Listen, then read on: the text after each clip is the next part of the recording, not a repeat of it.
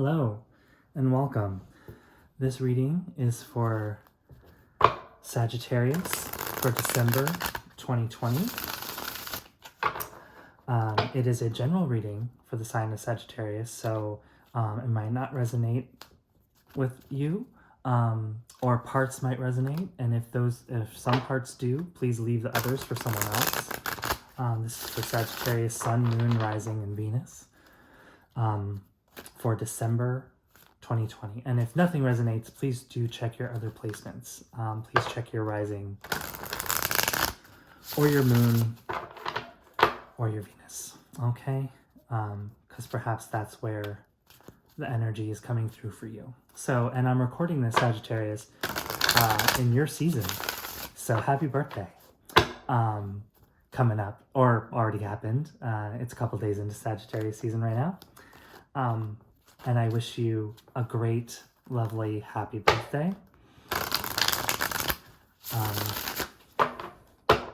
And I'm sure that your family is thankful for you if you're born around Thanksgiving. Anyway, let's get started. For Sagittarius, December 2020, what energy will you be working with? Let's find out. Knight of Cups. Okay, so the cups are about emotions. In the court cards, you start as a page, you advance to a knight, and then you rise to king and queen. In terms of mastery of whatever the particular element is. In this case, it is emotions. So a knight can be a bit reckless.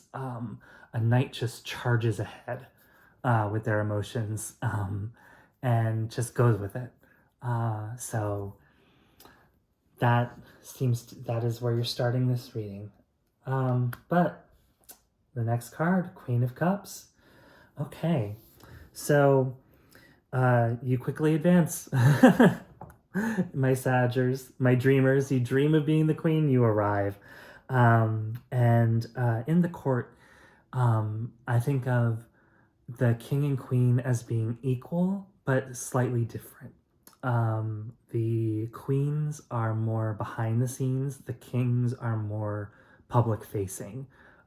So in if you were in a theater environment, the queens would be the stage managers and the kings would be the actors on the stage. The Queen of Cups, I particularly associate with as like the minor arcana version of, or the court card version of the High Priestess. It's about going within, searching your emotions within.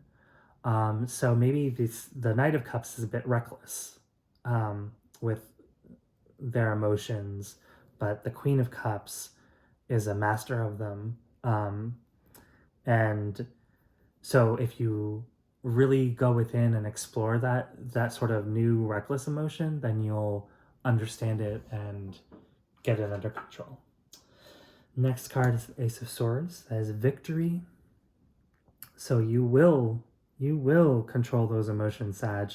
You will win.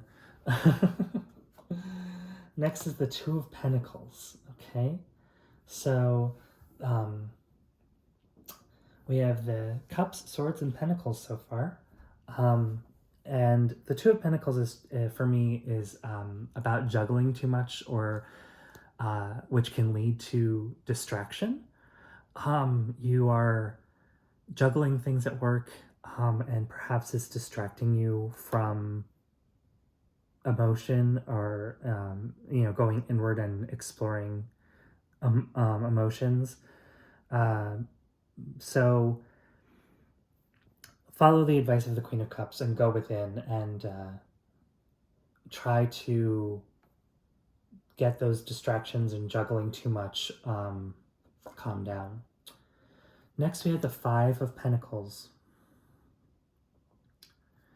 So the Five of Pentacles can be interpreted in two ways. It can be it depicts two sort of poor, impoverished people outside of a church. So one scenario you can interpret it as the church that is meant to care for the poor is shutting these people out. And another interpretation is these poor people out in the cold are not seeing what's right in front of them, that their salvation is right behind them, with this beautiful warm light and stained glass, and they're just not seeing it. So I feel like that's linked to the Two of Pentacles for you, Sagittarius. Don't be distracted from juggling so much, and seek refuge and know that it's there. Okay? 10 of Cups. More victory, more gift from the universe, family happiness. So this could be, getting together for your birthday or Thanksgiving, and you are happy and celebrating. Judgment. Okay. So, Judgment card is about aligning your path. It's often depicted as like the angel Gabriel blowing his horn. Heed the call. If something is pulling you in a new direction, if someone out of the blue said, hey, do you want to explore this new opportunity with me? And you really feel pulled to it, like it seems like a thing that you would really be interested in, go for it. Follow that path. Answer the call. Okay. 9 of Swords. So something is keeping you up at night. Something is causing you to worry, and is crowding, your mind is crowded with thoughts, negative thoughts. And maybe you've already had this offer, maybe you've already heard Gabriel's horn, and you are really intrigued, and you know that it would be a rewarding shift, but you're scared of it, you're worried about it, it's keeping you up at night. Next is the King of Wands. So the King of Wands is basically saying there's no need to worry. He is in control of his path. He has a plan. He knows he's your element, Sag. He may as well be you. He's very fiery. And he knows how to accomplish his dreams. Next is the World, completion. Okay, so he King of Wands has a path, and the path has a conclusion, a positive conclusion. So if you can get over this worry and what's keeping you up at night and follow the path, you will have a positive conclusion of a cycle. Next is the 8 of Swords. So this is very closely related to the 9 of Swords. The 8 of Swords is basically being like a prisoner of your thoughts. And it depicts someone blindfolded and surrounded by swords. And swords represent your thoughts. So if that blindfold comes off, you will see that the swords disappear. They're a figment of your imagination, okay? So don't let fear of imaginary things stop you, okay?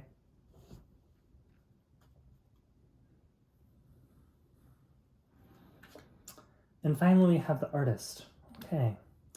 So the Artist is one of 2 cards that is unique to the deck that I'm using.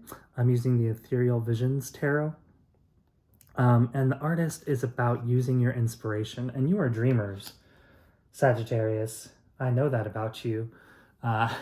You aim high and you dream. And So I feel like this is a response to the 8 and 9 of Swords. Draw on your inspiration and do something with it. Create something with it. Follow that dream and create something. Be the King of Wands on that path. Take action from your inspiration, and don't let your thoughts crowd your mind and keep you up at night, and don't let your thoughts imprison you and hold you back. Yeah. So I'm going to clarify a little bit. I'm going to clarify the 9 of Swords because it's sort of in a weird placement in the reading. So I want to know about what's keeping you up at night, Sagittarius. What is it? Why is the 9 of Swords in this reading? Why is the 9 of Swords here?